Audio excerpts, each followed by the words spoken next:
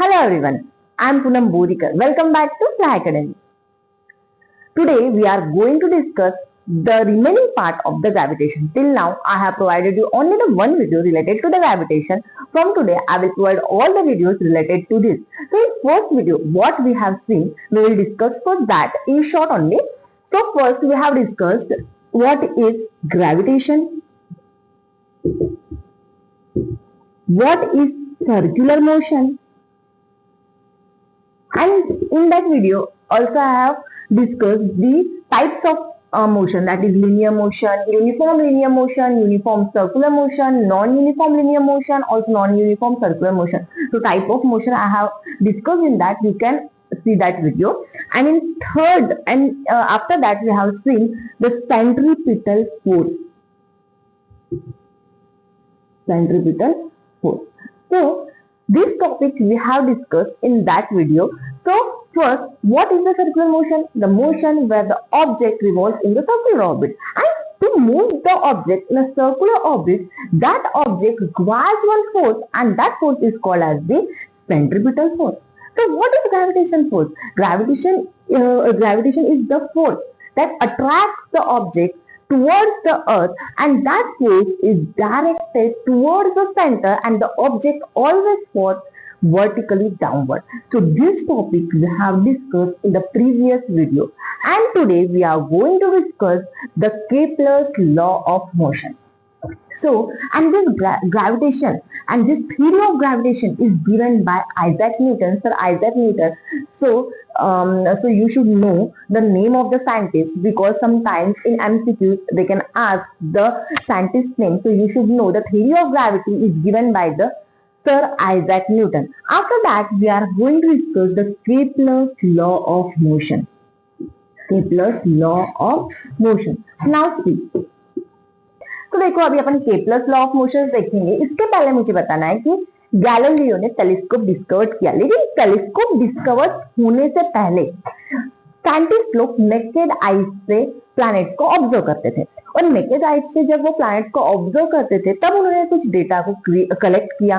लेकिन बाद में कुछ सालों बाद गैलीलियो आए और उन्होंने टेलीस्कोप को डिस्कवर किया.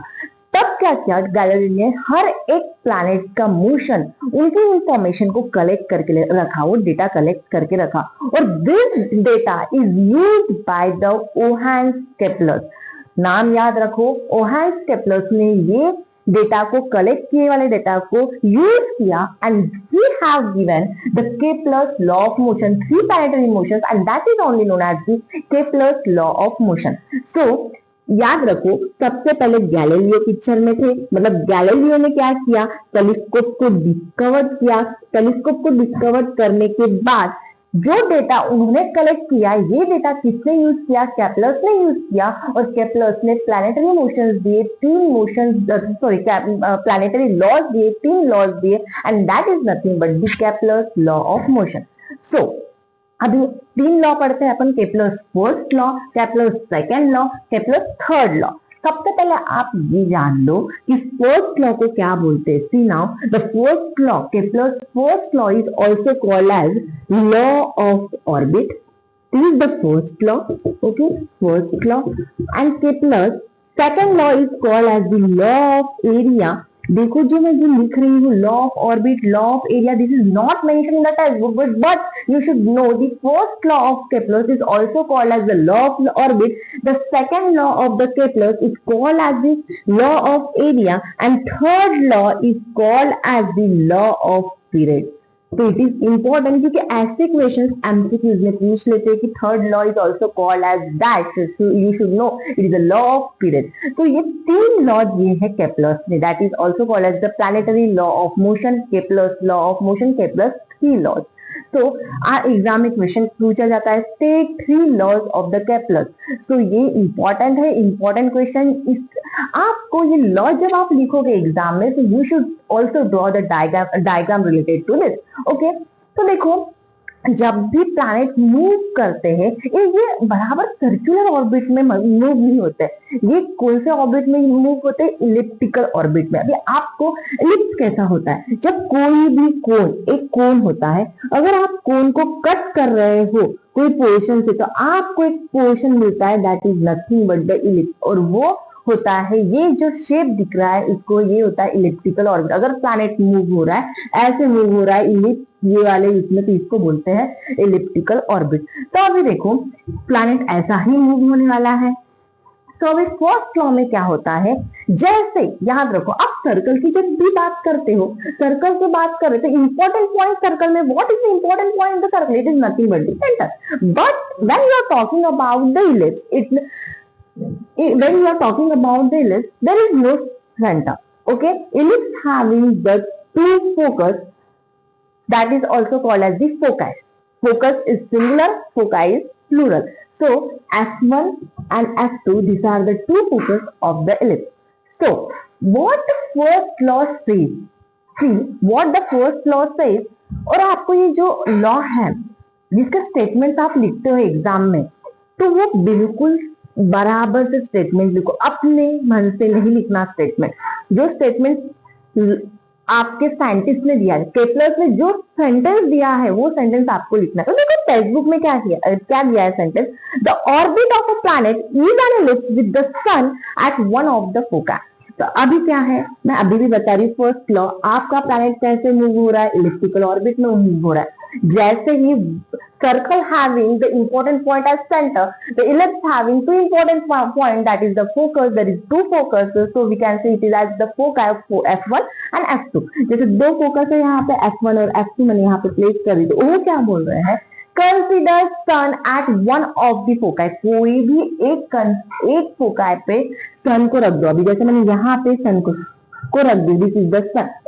सो क्या हो रहा है, the orbit of a planet is an ellipse, मतलब प्लैनेट कैसे मूव हो रहा है, इलिप्टिकल ऑर्बिट में मूव हो रहा है, और सन को कोई भी एक फोकाई पे लेना है, और it is indicated by the S, उसको इंडिकेट कर दो एस से। तो ये ही आपका फर्स्ट लॉ है, the sun is at any one of the foci and the planet is making which orbit, it is making the elliptical orbit. So this is your first law, Kepler's first law. Okay, so ये आपका first law, it is the law of orbit. क्यों orbit, law of orbit बोलते हैं, वो law में आपको बताया, they have given that the sun, that is the planet is moving in the elliptical orbit and consider sun at any one of the foci, एक कोई भी एक फोकाई पे सन को रखो और प्लैनेट कैसा मूव हो रहा है, इलिप्टिकल ऑर्बिट में। तो this is the first law, इसलिए उसको बोलते हैं law of orbit. Now we will see the second law of Kepler, that is the law of area. It is also called this Kepler's second law. So according to the Kepler's first law, we will draw a diagram. Okay, first law says that the planet moves in the elliptical orbit. So we have drawn here elliptical orbit and sun is at any one of the foci. मतलब जैसे ही centre का circle का important point centre होता है, वैसे ही ellipse के दो important point होते हैं, दैट इज f1 और f2 को फोकाई बोलते हैं, और एक फोकाई पे आपको सन को कंसीडर करना है। Let I have consider the sun भी at this point, that is it is indicated by s। तो ये आपका फर्स्ट लॉ था, और यहाँ पे अपन ने एक प्लैनेट को कंसीडर कर देते हैं, और ये आपका जो प्लैनेट है। So the second law, what is the Kepler's second law states that the line joining the sun and the planet with equal area in equal interval of time। मतलब क्या होता है, देखो अगर मैं कंसिडर कर लूं planet, this is the planet and it is at the position A, okay, this is at position A after 1 month। अभी टाइम कंसिडर करना है आपको, क्योंकि उन्होंने बोला है कि line joining the sun and the planet के बाद को पूछ रहे हैं इक्वल एरिया कब in equal interval of time. तो इफ मैंने यहाँ पे 1 month कंसिडर किया, तो 1 month में समझो प्लैनेट पहले ए पोजीशन पे था इनिशियली, फर्स्ट केस में। देखो फर्स्ट केस की अपन बात करते हैं, इन फर्स्ट केस क्या होने वाला है, if the planet is at the position A after 1 month it get displaced and it will be at position B. Okay, means initially the planet is at position A. After 1 month, the planet get displaced from A to B. So, what is the statement? The line joining the sun and the planet. अभी देखो, जब इसने first case में जो area cover किया है planet में, वो कितना है, A as B कवर किया है, और टाइम पीरियड था 1 month, बराबर, मतलब अपन ने कंसिडर किए है 1 month। Now in second case, this is the first case. Now consider the second case. What will happen in the second case? Consider the planet is at position C. Planet कौन से position पे है? C position. Again we will take equal interval of time. मतलब जैसे in first case you have considered 1 month and in second case also you consider the 1 month. Means after 1 month from position C the planet get displaced to position D. मतलब यहाँ पे भी उन्होंने 1 month ही consider किया, यहाँ पे भी अपन ने 1 मंथ ही कंसिडर किया है, यहाँ पे भी 1 month. In second case also in 1 month the planet get displaced from C to D. तो अभी line joining the sun and the planet, अभी कितना एरिया कवर कर रहा है वो? एरिया CSD कवर कर रहा है. ये भी कितने मंथ में? 1 मंथ. तो अभी क्या है, जब वो एक मंथ में वो ASD और एक मंथ में वो कितना कर रहा है? CSD. तो ये एरिया क्या होता है? इक्वल होता है. So according to the law, Kepler's second law, according to the law of area, the area ASD is equal to area CSD because time period is set, that is 1 month. Okay, so the line joining the sun and the planet is equal area in equal interval of time. इसलिए वो दोनों भी area equal है क्योंकि आपका time period equal है. तो ये आपका था second law, Kepler's second law. तो याद रखो सेकेंड केपलर्स लॉ को लॉ ऑफ ऑर्बिट क्यों बोला जाता है? क्योंकि वो एरिया की इंफॉर्मेशन देता है आपको. सो फर्स्ट लॉ में आपको ऑर्बिट पता है कि प्लैनेट ऑर्बिट में मूव होते हैं, और सेकेंड लॉ में आपको बताया है कि if the time period is equal then the area covered by the planet is also equal. ये आपका सेकेंड लॉ था. अभी थर्ड लॉ में क्या हो रहा है? ये दो लॉ तो हो गए. Now see the third law, law of period, that is Kepler's third law. तो केपलर्स थर्ड लॉ में क्या है? जब भी देखो second law, the square of the time period, जो आपको टाइम पीरियड कंसिडर करना है तो वो उसको कंसिडर करो टी, कैपिटल टी लेते हैं. तो किसका स्क्वायर? यही टाइम पीरियड का स्क्वायर.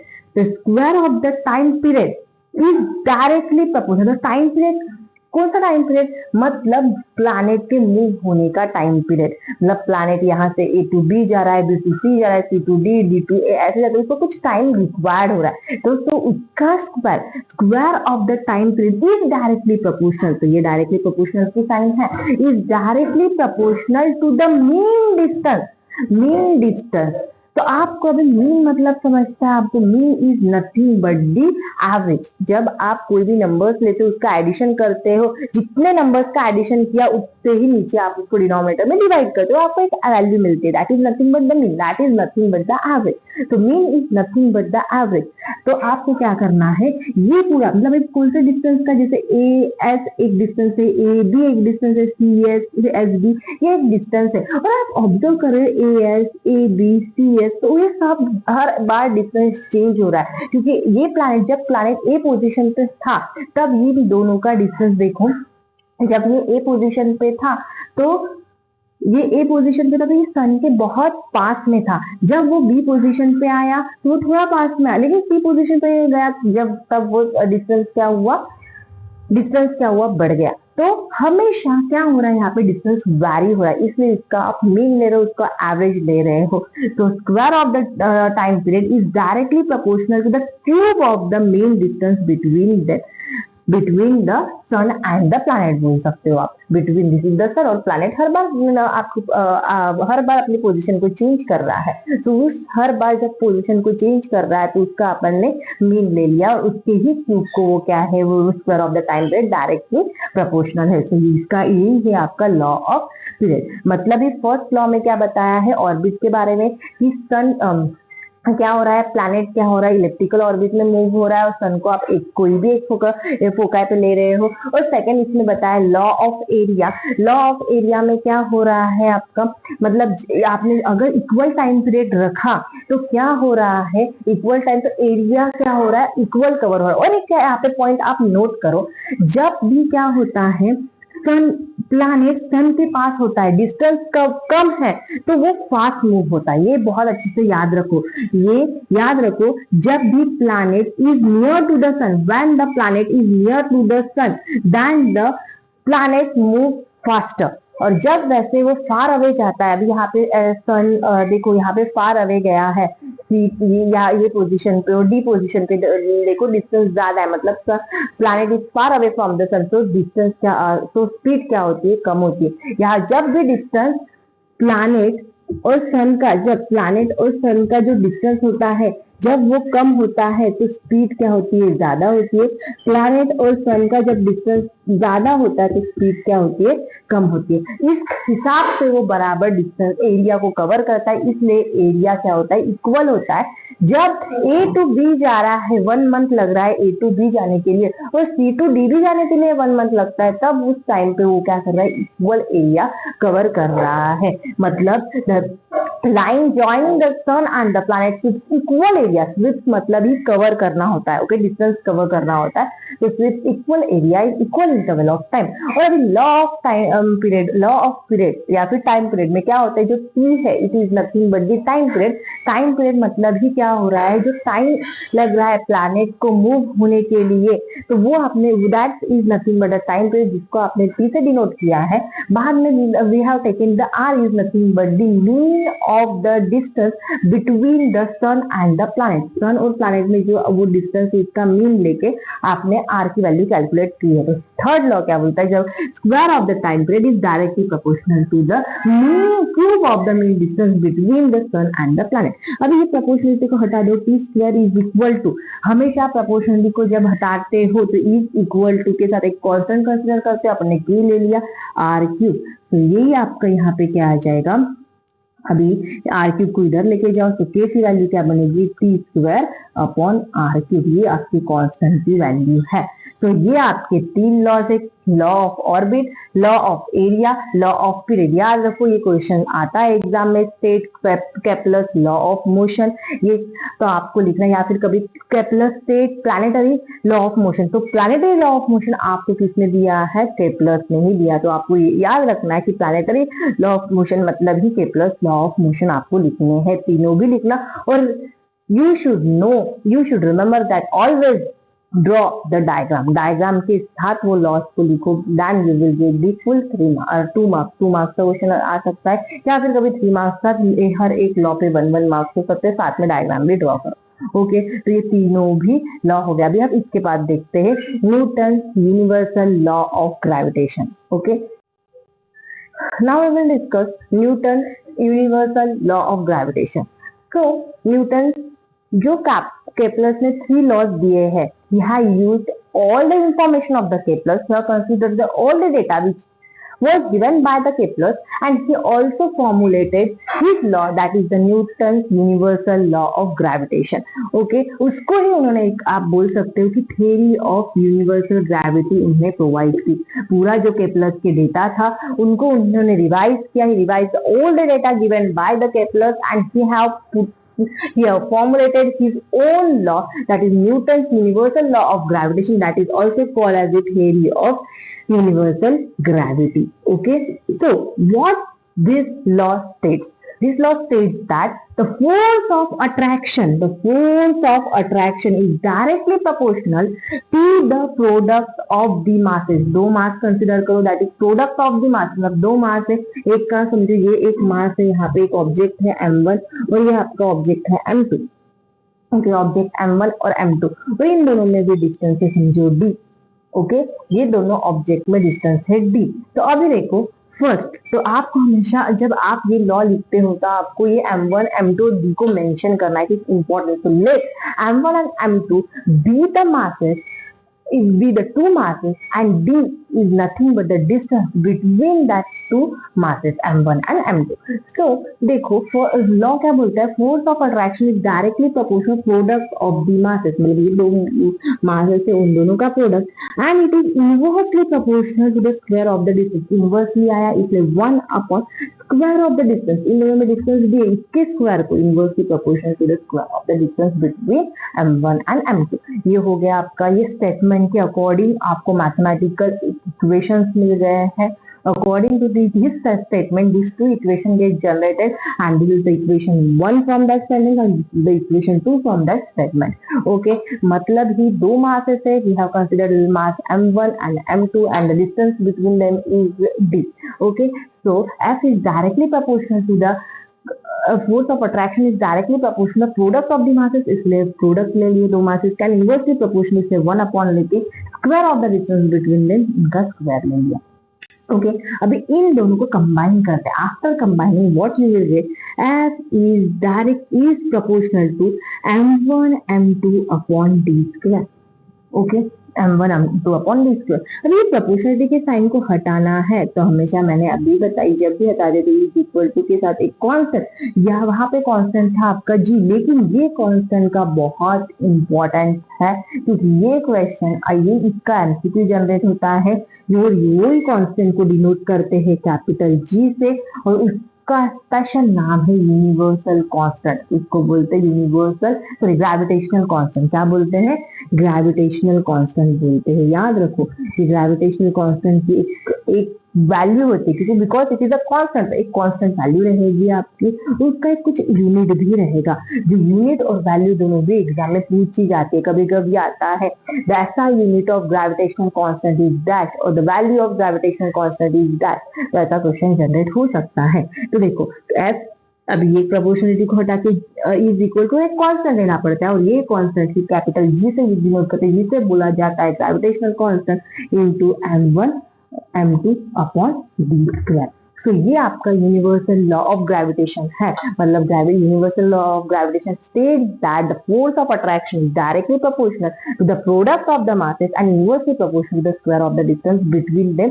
उसको फॉर्मुलेट करो तो आपको मिलेगा F is equal to G m1 m2 upon d square. Important formula है, याद रखना कि इस पे डिपेंड है न्यूमेरिकल. और ये जब आप ये लिखते हो पहले तो स्टेटमेंट लिख रहे हो, स्टेटमेंट के बाद आप क्या करना मेंशन करना what is the m1 what is the m2. इसके पहले ही मैं स्टेटमेंट के बाद पहले डायग्राम ऐसे टाइप से डायग्राम ड्रॉ कर दो फिर मेंशन करो लेट m1 विद द